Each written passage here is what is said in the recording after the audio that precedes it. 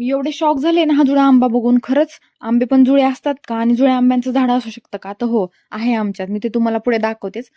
तर हे बघा दुसऱ्या आंब्याच्या झाडापाशी ना माकडं आलं होतं आणि माकड म्हणजे असं झालंय ना, आता हे माकड सारखंच अधून येत असते आणि त्याला माहीत झाले की इथं आंब्याचं झाड आहे म्हणून.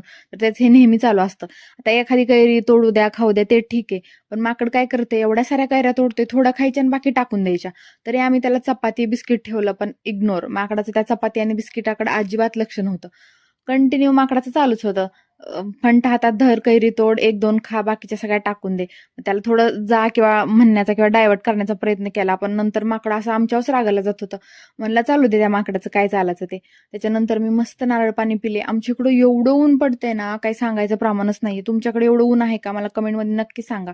आणि एवढे सारे आंबे माकडांनी खाऊन खाली टाकले होते. त्यानंतर हे माझं फेव्हरेट फुलाचं झाड आहे. मला ह्याचा कलर खूप आवडतो. आणि तेच हे आहे जुळ्या आंब्यांचं झाड. या आंब्याला ना 2-3च आंबे असे जुळे होते. 1-2 गळले आणि 1 राहिलाय.